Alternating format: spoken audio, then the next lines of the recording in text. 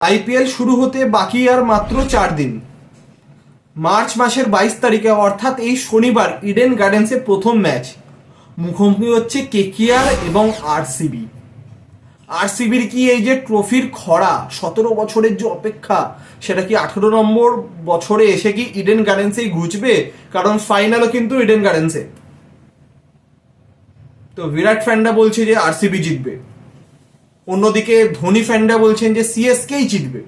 তো প্রতিটা সমর্থক অবশ্যই চাইবেন যে তার দলই যেন জেতে, কিন্তু অ্যাট দ্য এন্ড যে টিম ভালো পারফরমেন্স করবে সেই দলই কিন্তু এই ট্রফি জিতবে, যেমনটা গতবার কেকেআর করেছিল।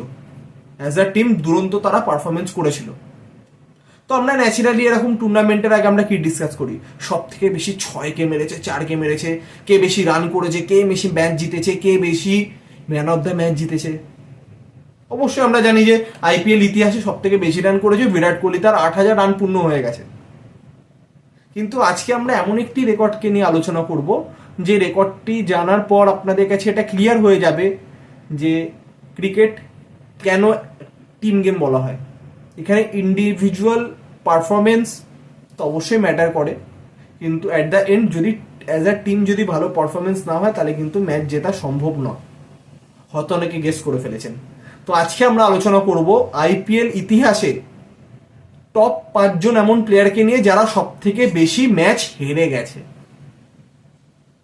অবশ্যই সেই 5জনই অবশ্যই ভারতীয় ব্যাটসম্যান, এবং এই টপ 5-এ যাদের নাম আছে তাদের নাম শুনলেই আপনারা বুঝতে পারবেন যে কিছুক্ষণ আগে যে কথাগুলি বললাম যে টিম গেম সম্পর্কে, সেটা ঠিক কি ভুল।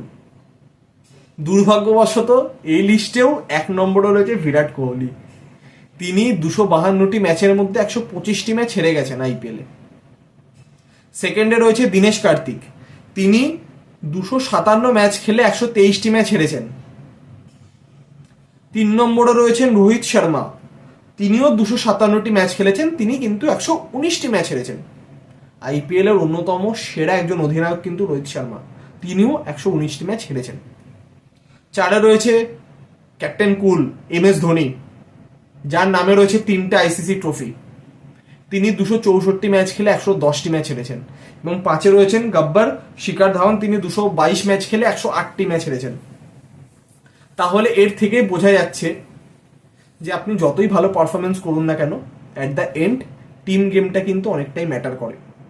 তা না হলে অতি অবশ্যই 17 বছর আরসিবির কাছে ট্রফি নেই, যেখানে বিরাট কোহলি 17 বছর নিষ্ঠার সাথে আরসিবির হয়ে খেলে যাচ্ছেন। তার মানে এটা প্রমাণিত যে একার পক্ষে একটা টুর্নামেন্ট পুরো জেতানো সম্ভব না। তো আমরাও আশাবাদী যে এইবারে হয়তো আরসিবি তাদের এই যে ট্রফির খরা হয়তো এবার হয়তো মিটবে। বিরাট কোহলি অন্তত ফাইনালি একবার আইপিএল ট্রফিটি হাতে তোলার সুযোগ পাবেন। কিন্তু আবারও অ্যাট দ্য এন্ড যে দল ভালো পারফরমেন্স করবে সেই দলই কিন্তু ট্রফি জিতবে। আপনার পছন্দের টিম বা আমার পছন্দের টিম কিন্তু ট্রফি জিতবে না, এটাই হচ্ছে ফ্যাক্ট। তো অতি অবশ্যই এই যে রেকর্ড নিয়ে আমরা আজকে আলোচনা করলাম, সেই নিয়ে আপনাদের কি বক্তব্য তা অতি অবশ্যই কমেন্ট করে জানাবেন। এবং আপনাদের মাথাতেও যদি এরকম কোনো রেয়ারেস্ট বা আনকমন রেকর্ড আপনাদের মাথায় থাকে তো অতি অবশ্যই তাও কমেন্ট করে জানাবেন, যাতে আমরা সেইটা নিয়ে অন্য ভিডিওতে ডিসকাস করতে পারি, যাতে যারা জানেন না তাদের কাছেও খবরটি ছড়িয়ে পড়ে। তো এখনকার মতো এতটাই, আবার দেখা হবে নেক্সট ভিডিওতে। তো ততক্ষণ ভালো থাকবেন, ধন্যবাদ।